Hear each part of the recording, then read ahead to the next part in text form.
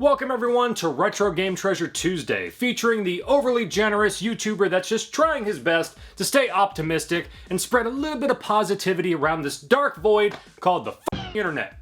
And as always, we'll be using our highly advanced grading system to see just how good this month's box really is. That's right, I am tired of people saying that I am too generous with my ratings, so to make everyone happy, I'm just gonna go ahead and give every game this month an F. There. I'm kidding. It's a joke. I do that. Anyway, let's check out this month's box.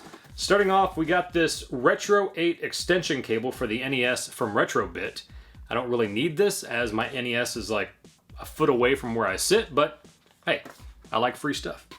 Alright, let's check out the first game, Full Throttle for the Super Nintendo.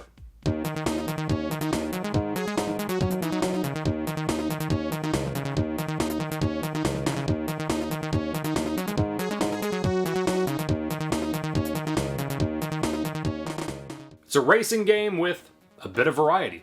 That's right, not only can you race on motorcycles, but jet skis as well. 16-bit power in all its glory. Overall, the game controls fairly well. I didn't really have any complaints there. The lack of sound effects kinda sucks, but hey, at least there's music, right? Oh, apparently you have the option to choose between sound effects or music. I guess the Super Nintendo just couldn't do both. If only I could name 100 games it could. The motorcycle races feel kinda like a watered-down road rash. You can't punch, but you can kick. And let me tell you, the AI is relentless. Yeah, I couldn't even finish a single race because I kept getting kicked into telephone poles and whatever else. And of course, your bike takes damage and crashed 3 or 4 times. Well, sucks to be you. You can collect these wrench icons though that will somehow magically fix up your bike a bit. So what about the jet ski races? Well, it's no Wave Race 64, but it's not bad. I enjoyed this a bit more considering I was actually able to finish a race. Again, you can kick your opponents, but I didn't have as much trouble here as I did on the motorcycles. My biggest complaint with this game, aside from the aggressive AI, apparently not every opponent you see on screen are participants in the race. I passed numerous racers and my ranking didn't change. Well, apparently only when you pass certain opponents do you actually make any sort of progress. So yeah, I was kicked into telephone poles and various other obstacles by people not even participating in the race. They're just a bunch of dicks. Overall, this feels like it would be a much better 2-player game, but I'll give it a C.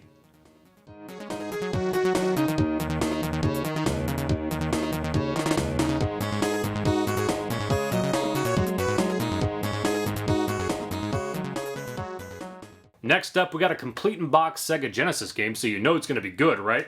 Let's check out the Berenstain Bears Camping Adventure.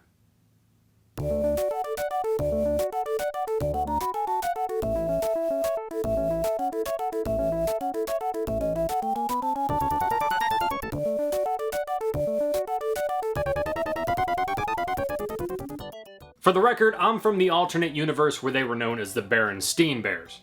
I don't care what people say, Mandela effect or not, the Berenstain Bears just sounds incredibly wrong. It even looks like it's spelled wrong. Now, I can already hear the typing in the comments. Well, James, a lot of people don't know this. They're actually named after the authors. Well, they spelled their name wrong. Shut the fuck up.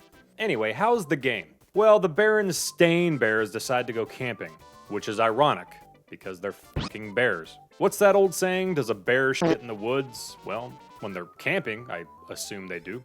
I gotta admit, even though the game was obviously directed towards a much younger audience, it's a somewhat competent game. Now that doesn't mean I'll be grabbing it off the shelf anytime soon, but I have played much worse. I do like how you can pick where you want to go at the start. The graphics look okay, I guess, especially for a kid's game. The controls are a bit funky. There's a little pause when you jump, but overall you kinda get used to it, I guess. Obviously, I didn't spend much time here, and I'm sure you, the viewer, are upset that I don't have some sort of super detailed review to provide. I know, I'm a shitty YouTuber. However, I will say if you happen to have a little bear cub of your own, this isn't a bad game for them to play. I could actually see a child finding some enjoyment here, and that's, well, saying a lot. Again, not a game I'll be grabbing off the shelf anytime soon, and yes, I'm probably being too generous, but we got it complete in box, so I'm gonna give it a C.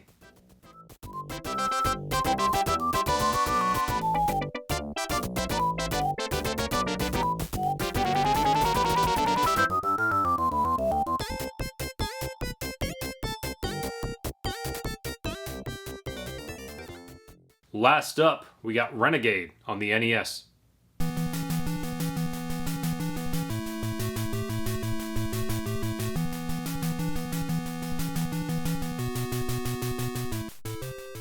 I'm going to start by saying if you like this game, you are not going to like what I have to say. So there's the dislike button, leave a hate comment, unsubscribe, whatever.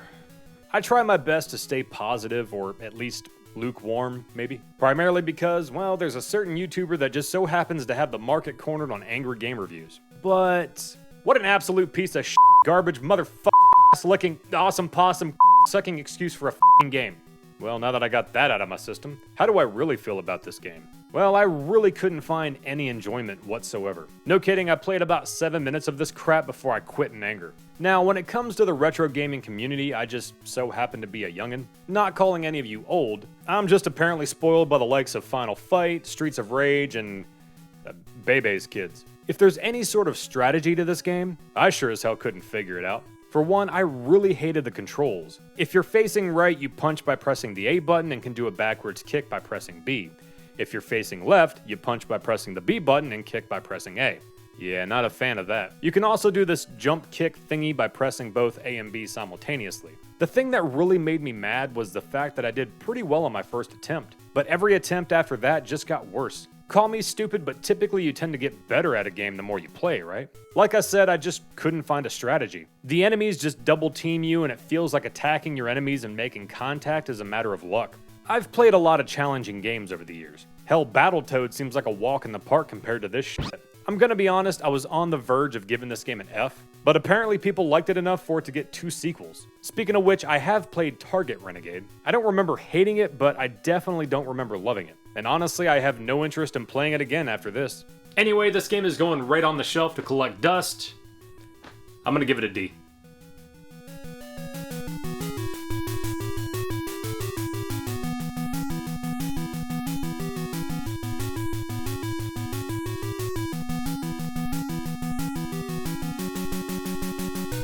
Well, anyway, guys, that gives us another average score of C.